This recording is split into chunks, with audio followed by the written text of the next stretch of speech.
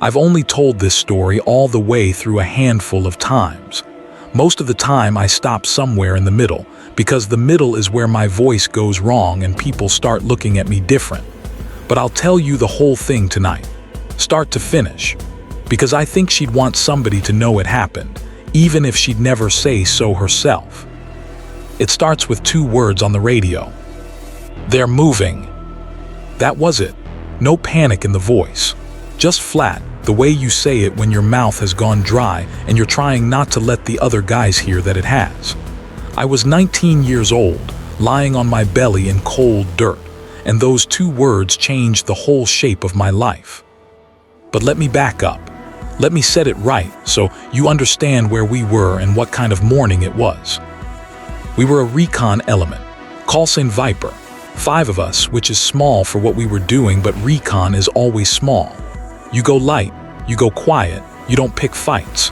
Your whole job is to look and listen and crawl back out without anyone ever knowing you were there. That's the part people don't get from the movies. The best day on Recon is the day nothing happens and nobody ever learns your name. The country doesn't matter for this. I'll leave that part out on purpose. Just picture mountains. Real mountains, the kind with no soft edges. Brown and gray rocks stacked up into ridgelines, dry riverbeds cutting between them, the occasional twist of green where water still ran. Cold at night, hot by mid-morning. The kind of place where the air is so thin and clean it almost hurts to breathe it, and the silence is so big you can hear your own heartbeat in your ears. We'd been out 4 days. Our job was simple on paper. There was a road, more of a goat track really, that ran along the bottom of a valley. Somebody up the chain wanted to know who was using it and what they were carrying. So we set up on a finger of high ground, dug shallow hides under the rocks, and we watched. We counted trucks. We counted men. We slept in shifts and ate cold food out of bags, and we didn't talk above a whisper for 4 days straight. Let me tell you who we were. There was Sergeant Hollies, team leader. Older than the rest of us by a good 10 years, with a face like cracked leather and a way of going completely still when he was thinking. He almost never raised his voice. He didn't need to.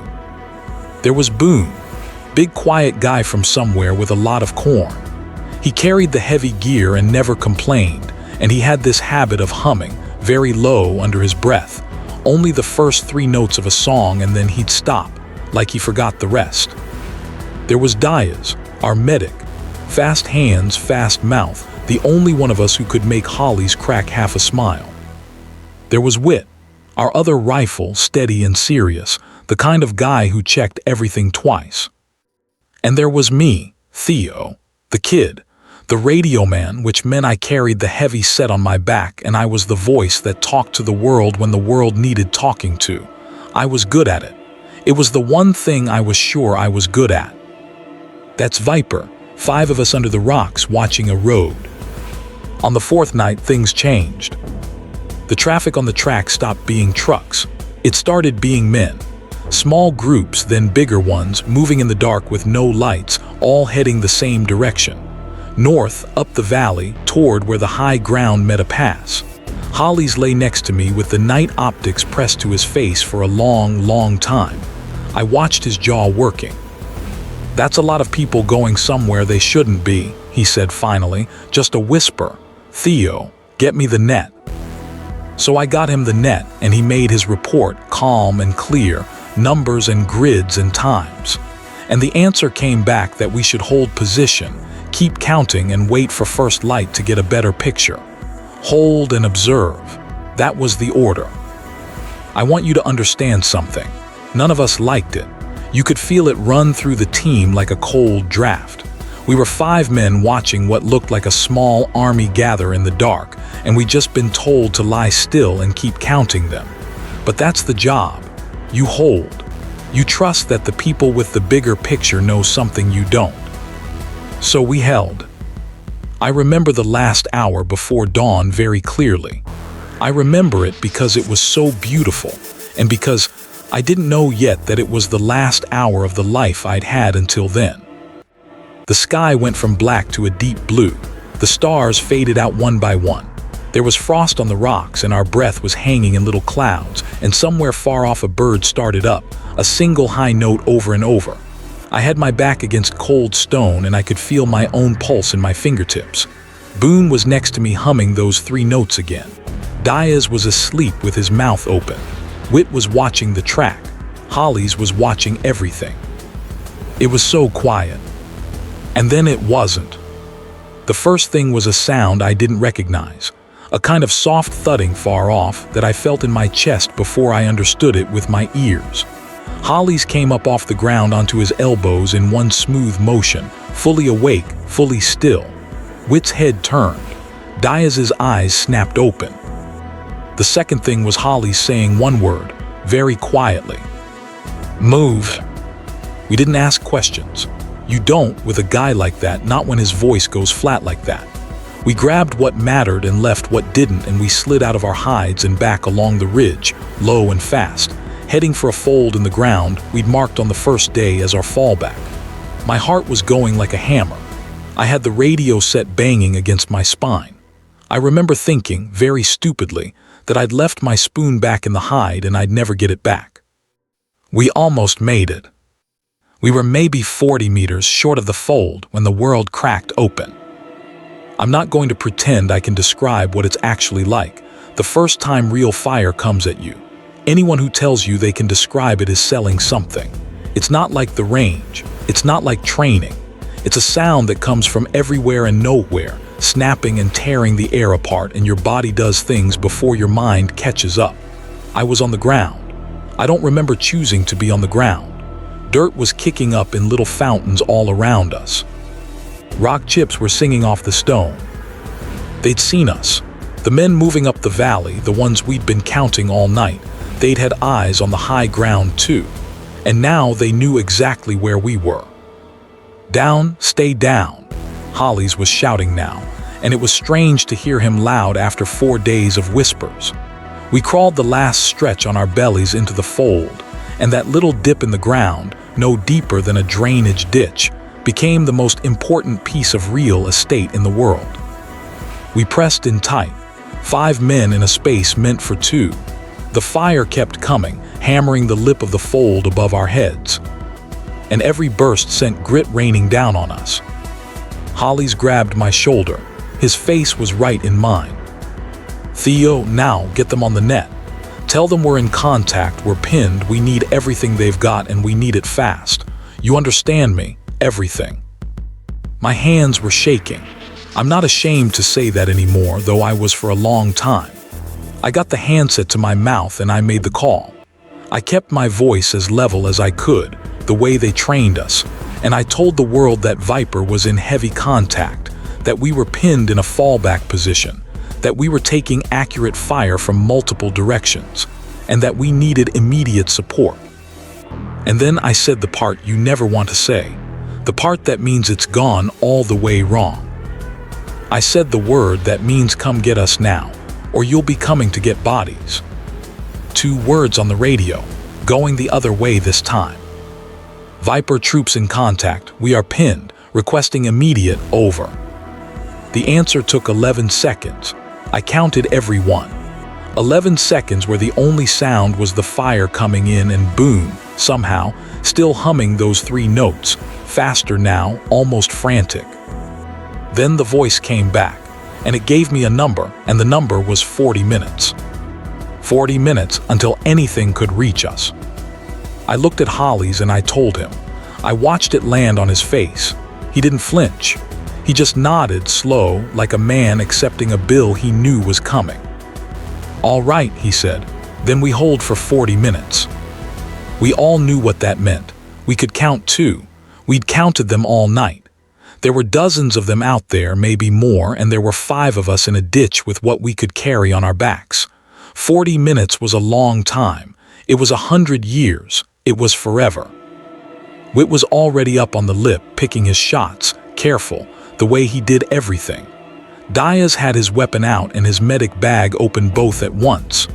Boone was a wall of muscle laying down fire to our flank. Hollies was everywhere calm, directing, his voice cutting through the noise.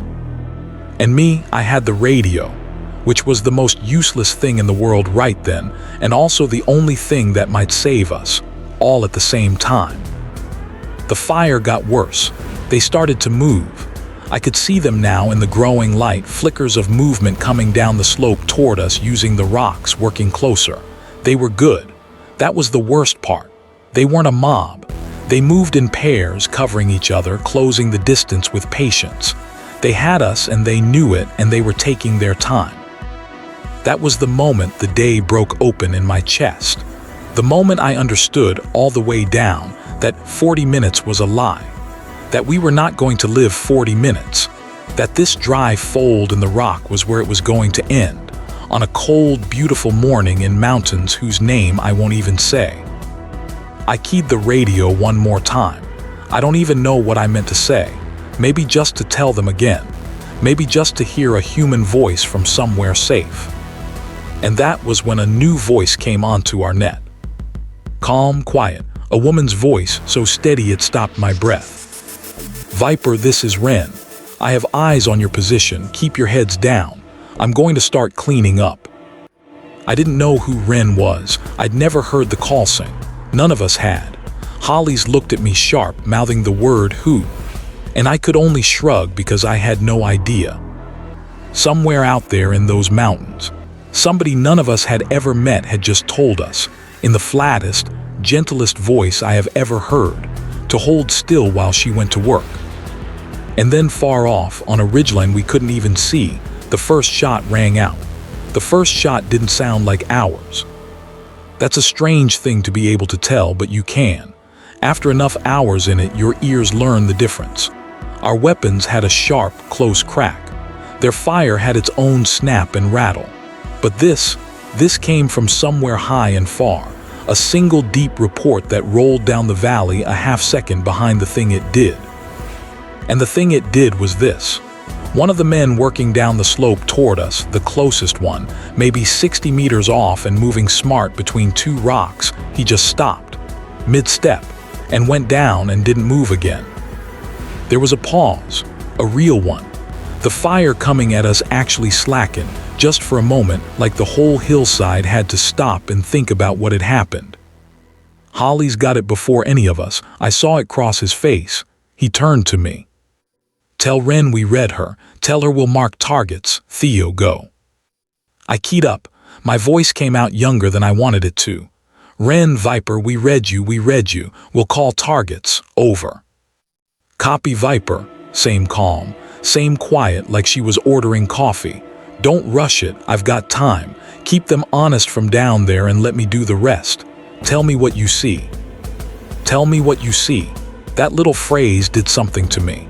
Up to that second, I'd been a kid in a ditch waiting to die with a useless radio strapped to my back. And just like that, I had a job again. A real one. I had eyes, and there was someone who needed them, and the radio wasn't useless anymore. It was the most important thing on the whole mountain. So I became her eyes. I want to try to make you understand what the next stretch of time was like, because I've never been able to do it justice, and I'm probably going to fail again now. But I'll try. She couldn't see everything. From wherever she was perched, she had a view of the slope above us, but not the fold itself, not the dead ground where the closest threats were crawling up. That dead ground was ours. We were the ones who could see them when they got near. So it became a kind of terrible conversation between her and me, played out across maybe 2 kilometers of empty air, with her voice in my ear and the enemy in my eyes. "Ren, 2 men, big gray rock shaped like a fist. You're 11 o'clock from there, behind it maybe 90 out. They keep popping up the left side." A pause, 3 seconds, 4. That deep, far-off report. "One down," she said. "Watch the other." He moved right, lower rock. The report again. "Both down, next." I'm telling you, it was like nothing I've ever felt. The fire that had been all over us was thinning out. Every few seconds, that distant shot, and somewhere on the slope, a man who'd been trying to kill me would simply stop being a problem. She never missed. I never once had to call the same target twice. I'd give her a rock, a direction, a guess at distance, and the mountain would answer for her. And here's the thing that I think about most, even now, all these years later. She never sounded fast. She never sounded scared. Her voice never climbed even a single note. There was this gap before each shot, this little patience, and I came to understand later what that gap was. It was her breathing. It was her settling. It was the discipline of someone who had decided that panic was a luxury she would not spend, no matter what was at the other end of it. The rest of us were the opposite. Whit was steady, but you could see the strain in his shoulders. Boone had stopped humming, which somehow scared me more than anything, because Boone always hummed. Diaz had pressed a dressing on a graze across Whit's forearm without either of them saying a word about it. And Holly's was a coiled spring, watching the flanks, watching the clock, watching me. The enemy figured it out, of course. They weren't fools. After the first dozen of them went down to fire they couldn't locate, they got cautious. They stopped pushing the slope. They started looking for her instead, scanning the far ridges, trying to find the ghost that was taking them apart one at a time. That was the dangerous part. Because the moment they found her, it would be over for her, and then it would be over for us. She knew it before we did. Of course she did. "Viper, they're hunting me now," she said, still calm. "I'm going to move, going to go quiet for a bit. You'll hold for me." Holly's took the handset from my hand. It was the only time the whole fight he spoke to her directly. "Ren, Viper actual, we'll hold. Take whatever time you need. We've got each other down here." A pause, and then, and I swear to you this is true, there was the smallest warmth in her voice when she came back. Just a flicker. "Copy that actual, don't go anywhere." And then she went dark. The minutes that followed were the worst of my life. Worse than the start somehow, because at the start I hadn't had hope yet, and now I'd been given a taste of it and it had walked off into the rocks and gone silent. The enemy, sensing the ghost had moved, got bold again. The fire came back hard. They started working down the slope a second time. We fought. God, we fought. We were down to careful shots, conserving everything, because 40 minutes had become 30, had become 20, and we were not sure we had 20 in us. Boone took a hit. Not bad through the meat of the shoulder, but he went down hard and Diaz was on him in a second. And for a stretch there, it was just Whit and Holly's and me holding the lip while Diaz worked. I had a weapon up by then. I wasn't a radio man anymore. I was just another rifle. And I was firing at shapes, and I have never been sure to this day whether I hit anything or anyone. And I have decided I'm at peace not knowing. I remember the noise. I remember the smell, this sharp burnt mineral smell. I remember Holly's beside me saying, over and over, low and even, pick your shots, we're okay. We're okay. Even though we weren't, even though we were running out of everything, because that's what a leader does. He keeps saying we're okay until it stops being a lie or until there's nobody left to hear it. And then the radio crackled. "Viper Ren, I'm set, new position, better angle this time, a beat. Sorry for the wait, let's finish this." I have never in my life been so happy to hear a voice. And then she did something I will never forget as long as I live. The first new shot took the man who was closest to overrunning us, a man maybe 30 meters out, close enough that I could see his face. He went down. The second shot, almost on top of the first, took the one behind him. Then a third, a fourth. She wasn't taking her patient gaps anymore. She'd found her angle and she'd decided the time for patience was over, and she went down that slope like a scythe through wheat. And the thing about it, the thing that still gives me chills, is that it was quiet. From where she was, those deep reports rolled in late and soft, almost gentle, like distant thunder on a summer night. There was all this chaos and noise and fear down in our ditch, all this screaming and snapping fire, and laid over the top of it was this calm, even far-off rhythm. Thunder, pause, thunder, pause. And every roll of that thunder somewhere on the mountain, one more threat to my life simply ceased. I stopped firing. I'll admit it. For a few seconds I just watched and I listened to that thunder, and I felt something I didn't have a word for then and only barely have one for now. It wasn't relief exactly. It was closer to awe.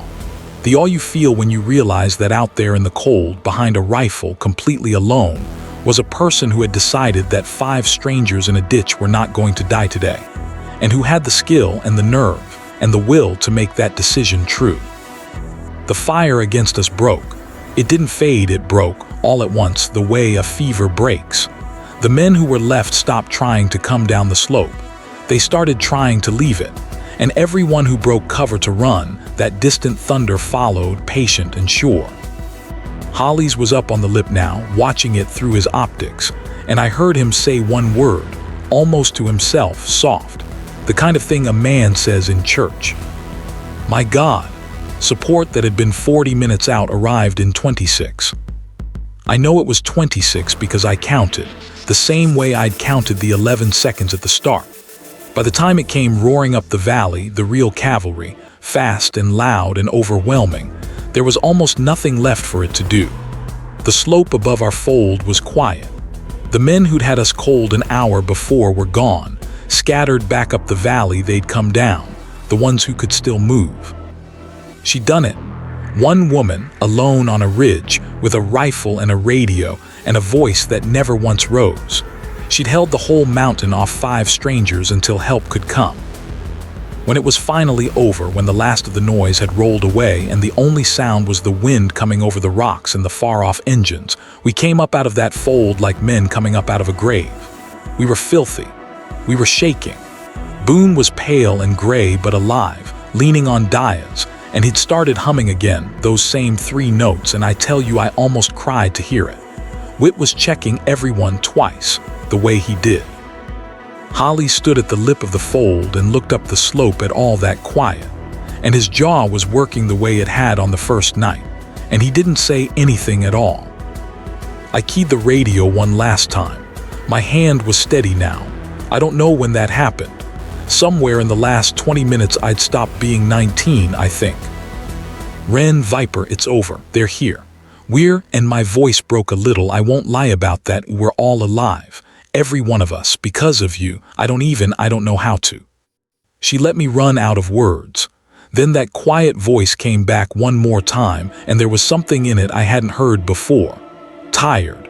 Just for a second, underneath the calm, you could hear how tired she was. You did the work, Viper. You were my eyes. I couldn't have hit a thing without that kid on the radio. A pause. You all just go home. That's all the thanks I want. Ren out. And that was it. That was the last I ever heard her voice.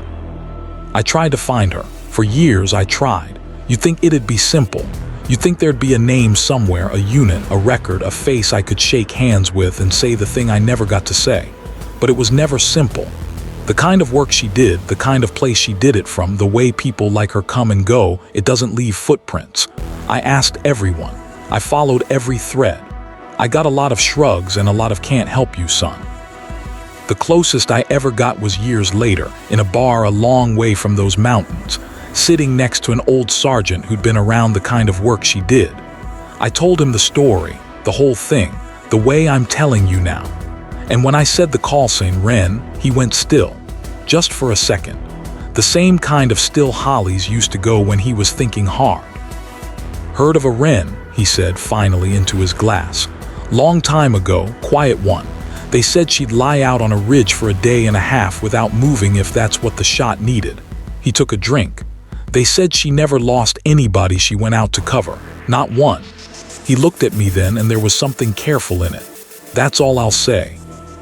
And he wouldn't say any more. I didn't push. Some doors you don't push on. So I never learned her real name. I never saw her face. I don't know if she's still out there somewhere or living quiet in some house with a garden or long gone the way too many of the good ones go. I have carried her with me for 12 years and she remains, to me, exactly what she was on that mountain. A voice, a patience, a far-off roll of thunder that meant I got to live. I think about her on the bad nights. I think about the gap before each shot, that little patience, that refusal to panic, and I try to bring some of it into my own life, into the small, ordinary fights that make up a regular man's days. I'm not always good at it, but I try. It's the only way I have left to thank her. Boone and I still talk. He's got kids now, a whole loud house full of them, and he still hums those 3 notes when he's working in the yard, and he still never finishes the song. Diaz became a real nurse, if you can believe it, in a children's hospital. What I lost touch with, the way you do. And Holly's passed a few years back, peaceful in his sleep, an old man surrounded by people who loved him, which is exactly the death a man like that earns and almost never gets. At his funeral, I told the Wren story to his grandkids. They didn't fully understand it. They were too young. But the oldest one, a girl of about 10, listened to the whole thing with these big, serious eyes, and at the end she asked me the question that everyone asks. But who was she? And I told her the truth, the only truth I've got. I said, I don't know who she was, I never will, but I know what she was. She was the proof that sometimes, when everything's gone wrong and the help is too far away, and you've already started saying goodbye in your own head, sometimes there's someone out there in the cold you've never met, who has decided you're worth saving, and who has spent their whole life getting good enough to do it. You don't always get to learn their name, but you carry them anyway, quiet the way she was, the way she'd want it. And on the worst nights, the ones where the dark feels close, I still listen, just for a second, for that far-off roll of thunder. I never stop hoping I'll hear it again.